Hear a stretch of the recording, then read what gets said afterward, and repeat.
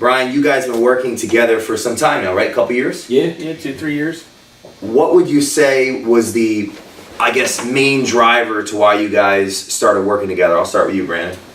Well, we actually started working together. We knew each other before we started working together, but we had a mutual client, somebody that I was pre-approved, and then Brian was representing them, and that went smooth. He had some issues with the previous lender that he said, I have another lender, but I'm going to start using you, and little by little, chance. Yeah. So little by little, it just grew, and then since then we've closed probably $10 million in business. Oh, that's great. What's most important to you about someone that you work with, like someone that you collaborate with?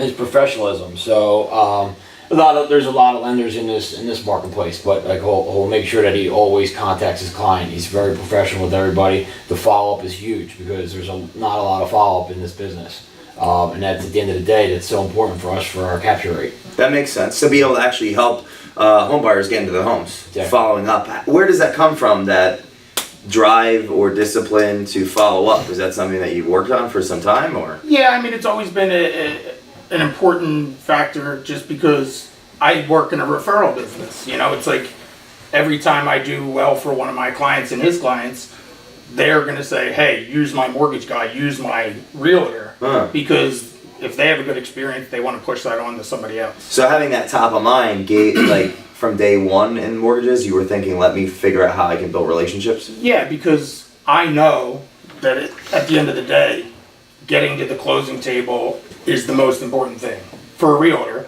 So if I can guarantee when I give somebody a pre-approval that it's going to stick and we're going to be at the closing table, on time, obviously, and he's a big guy. I don't want to that fall through, man. Brian's coming after me. Well, it's like, that's the thing. Like, you hear about nightmare stories and like, why were they pre-approved in the first place? Like, I even have people say, oh, can you save this deal? And they send me the client. I'm like, who gave this pre-approval? Because it should have never been issued in the first place. Got it. And it could have saved that much time and saved the realtor time, saved the borrower time. And when deals blow up for something like that, it's like, you're losing business as a loan officer. Yeah, it's going to affect the future. Of course. So let's say I'm a buyer. I'm watching this video. I don't know you guys. What's one tip that you would give to me in relation to buying my home? Because you guys have this synergistic relationship, right? Real estate agent, mortgage professional. What's one tip that you'd give to me? I'm the buyer. I don't know.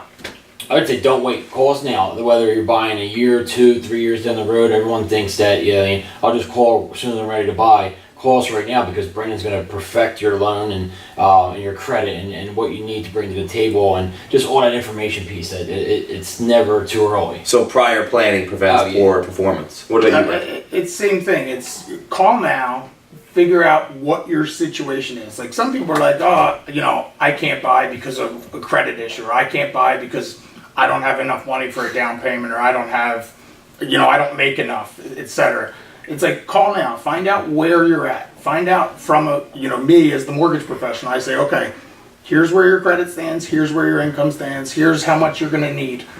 And I can put it all together for you and just say, all right, so when you're ready to buy, you'll know exactly, like, I can afford a $200,000 house.